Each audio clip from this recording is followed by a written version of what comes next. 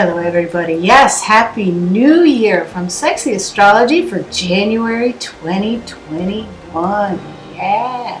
This is the month of definite boundaries. Yeah, hi. So, yes, I am trying to dress up.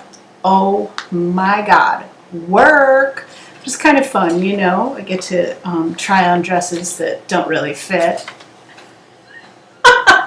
This thing. So much fun.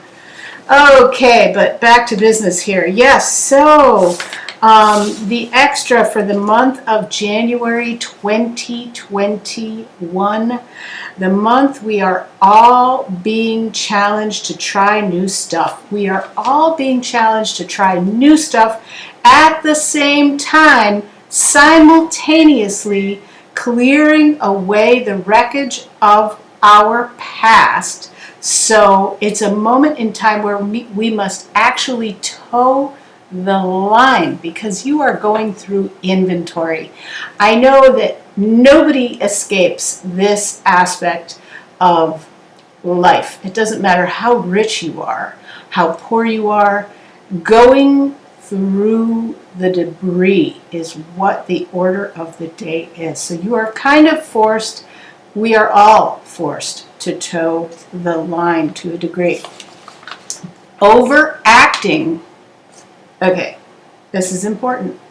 Overacting or being overly emotional, overreacting, over-emotionalism will simply not work this month.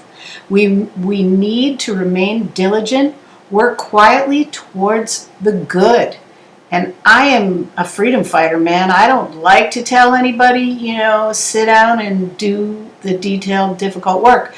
But some of that is necessary in order for us to move into the next dimension or just, the future in a healthy way. And I would be an irresponsible astrologer if I did not say that. You will be tempted, Mars is in Aries and needs to be understood right now. Mars in Aries can really screw people up. It can really make people kind of act before they think or scream before they really know what they're saying. So it is a very important time to hold yourself accountable for the words that come out of your mouth, especially if you have any Aries. But I think this is just across the board. It goes for all of us. We need to remain diligent, work quietly towards the good. You will be tempted. Yes, and then also Pluto, the Sun, and Mercury in Capricorn has a front row seat on all the drama selfish Mars can bring.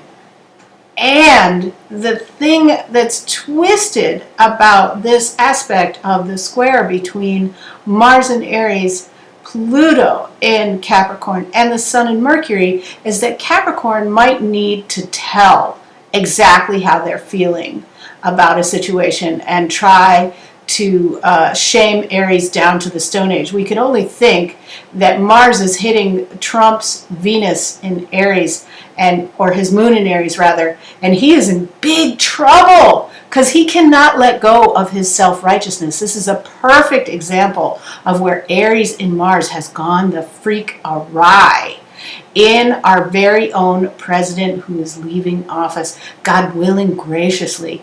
It is up for us, up to those freedom fighters who believe in equality for all, that the world is indeed ailing on the front of the environment, that we need to protect each other, all of our brothers and sisters on planet Earth, not just in the United States. Obviously, I'm talking to Americans mostly because I'm American, but we need to hold hands and go through this difficult transition.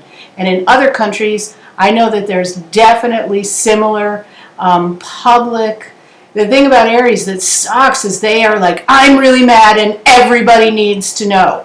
So there's a public kind of, it needs to go through the public, whatever that Aries energy is. And the rest of us need to sit tight and go, you know what, it's too bad. Yeah, I understand. You know what, people take it hard sometimes when they lose, but there is a loser and a winner in this situation. So the other aspect that could really suck is if you're a Capricorn with Mars and Aries, for example, you could really act out on your rage. And it could be a bloody battle. I mean, somebody did die yesterday at the Capitol, and that really, really sucks. Okay, so I just want to encourage all of us to be good to each other through this painful transition into the future. And I'm not just talking about the president. I'm just talking about the world in general and the uncertainty. You know, the pandemic has forced people into extremes on occasion. The silver lining is the peace that Saturn and Jupiter in Aquarius will bring. Freedom for all. Aquarius rules rebellion and freedom along with Sagittarius. So Jupiter, who is Sagittarius's natural ruler, in Aquarius is very compatible. Saturn in Aquarius is cool too.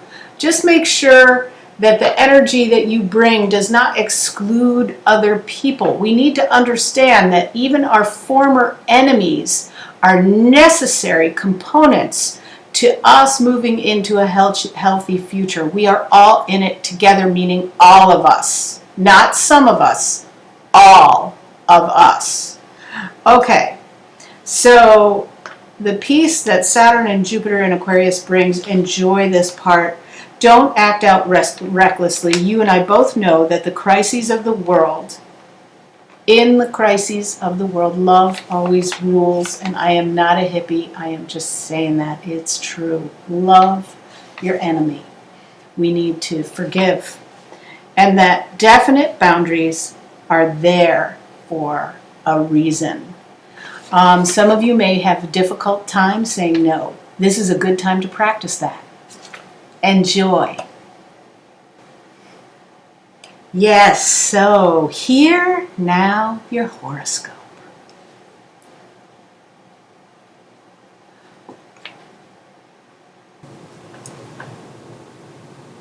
Subscribe.